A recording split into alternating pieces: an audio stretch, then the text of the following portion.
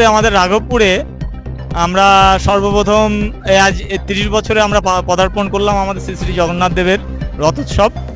আজ পবিত্র রথযাত্রা। রথযাত্রার পুণ্যতিথিতে চারদিকে জনসাধারণ মেতে উঠেছেন আনন্দ মহোৎসবে।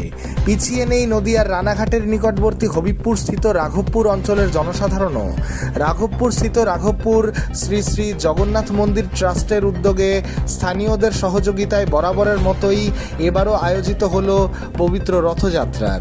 স্থানীয় জনসাধারণের স্বতঃস্ফূর্ত অংশগ্রহণে সফলভাবে অনুষ্ঠিত হয় রথযাত্রার কর্মসূচি। এই নিয়ে ৩০ বছরে পদার্পণ করল তাদের এই রথযাত্রা মহোৎসব।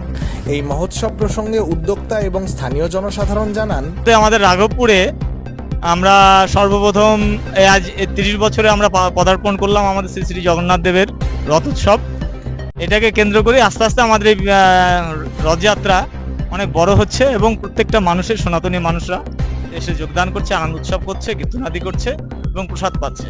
এবং আগামী বছরও আমরা চেষ্টা করবো এর থেকে আরো বৃহত্তমভাবে, সুন্দরভাবে সকল সনাতনীদেরকে নিয়ে আমরা রথযাত্রা করব। এটা ৩০ বছর।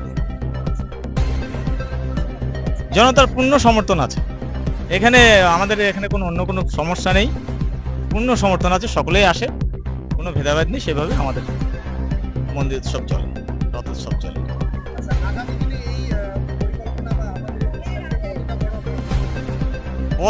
বড় তো শেষ হয় না, কিন্তু আমাদের চেষ্টা থাকবে যে আমাদের মন্দিরের কিছু কাজকর্ম আছে, ওইসব কাজকর্মগুলো বাড়ানো এবং এই রথযাত্রার মেলাটা একটু পূর্ণাঙ্গ মেলা 7 দিনের যাতে করা যায়। সেই দিনের প্রশাসন যদি সেরকম পারমিশন আমাদের আগামী বছর থেকে করে দেওয়ার ব্যবস্থা করে, তাহলে আমরা 7 দিনের এই প্রোগ্রামটা রাখার চেষ্টা করব। জনসাধারণের বার্তা আমরা করছি, সামনের দিন আরো বৃহৎ কিছু হবে, সবাই মিলে এখানে এগিয়ে আসবে, তারপরে সবাই করবে।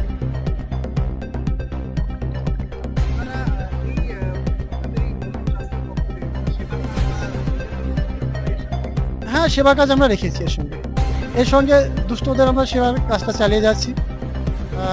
বিনা পয়সায় আমরা ট্রিটমেন্টটা চালাচ্ছি, হোমিওপ্যাথি ট্রিটমেন্ট আমরা করছি, আমাদের ডাক্তারবাবু আছেন। বৃক্ষরোপণ উৎসব পালন করছি, তারপরে দুস্থ লোকদের আমরা বস্ত্রদান, দুটো অন্ন সেবা, এগুলো আমরা করছি। আমরা চাই এই অনুষ্ঠানটা আমাদের অনেক দিন ধরেই হচ্ছে, কিন্তু আমরা চাচ্ছি যে এটা আরো বড় হোক, যেন আমরা আরো মেয়ে ছেলেরা মিলে, সবাই মিলে যেন সহযোগিতা করে আমাদের এই ভাইরা, ছোট ছোট ভাইরা, মানে দাদারা বা গ্রামবাসীরা সবাই যেন এটা সহযোগিতা করে যেন জিনিসটা যেন আরো বড় হয়ে যেন ওঠে, সেটাই আমাদের কাম্য। ধর্মের প্রতি আকর্ষণ এটা তো আমাদের সংস্কৃতি, এবং আপনি প্রত্যেকটা জায়গায় দেখবেন, যদি কোনো বারোয়ারি বলুন বা কোনো ক্লাব সংগঠন বলুন, যেখানে বিভিন্ন ধর্মীয় পূজা অর্চনার উদ্যোক্তা যদি আপনারা দেখেন প্রথম দিক দিয়ে, তো কোনো না কোনো যুব সমাজরাই এগিয়ে আসে। তো স্বাভাবিকভাবে এটা আমাদের সংস্কৃতির ব্যাপার, আমাদের কালচারের ব্যাপার, তো আমাদেরকে তো এগিয়ে আসতেই হবে। প্রবীণরা আমাদের পথ দেখান, আমরা সেই মতন তাদের দেখানো পথে চলি। এবং আগামী দিনে আমার মনে হয় প্রত্যেকটা এলাকা থেকে যদি যুব সমাজ এবং ছাত্রছাত্রীরা তাদের কৃষ্টি কালচার, যে সনাতন সংস্কৃতি, সেই সংস্কৃতির ধারক বাহক হিসেবে তাদের পূর্বপুরুষ বা আমাদের পূর্বপুরুষ যে পথ আমাদেরকে দেখিয়েছেন, সেই পথে যদি আমরা সমাজকে এগিয়ে নিয়ে যেতে পারি, তাহলে বোধহয় আমাদের সংস্কৃতি, আমাদের ধর্ম আরও আগামী দিনে অটুট হবে। তো এটাই বার্তা যে যুব সমাজ আগামী দিনে প্রত্যেকটা ছাত্র যুব, তাদের উদ্দেশ্যে একটাই কথা, সেটা হচ্ছে যে আপনারা ধর্মের প্রতি আকর্ষণ আরও আপনাদের বাড়ান, এবং ধর্মীয় জ্ঞান প্রত্যেকটা মানুষের থাকা দরকার। আমাদের প্রথম পরিচয় আমরা যেমন মানুষ, এবং আমাদের আরও একটা পরিচয় রয়েছে, সেটা হচ্ছে আমরা হিন্দু। তো সুতরাং হিন্দু সংস্কৃতিকে আমাদেরকে এগিয়ে নিয়ে যেতে হবে। আর সাধারণ মানুষের স্বতঃস্ফূর্ততা আছে বিধায়ী আমরা এই রথযাত্রাটা করতে পারি, এই মেলাটা করতে পারছি। সাধারণ মানুষের আশীর্বাদ তো আছে।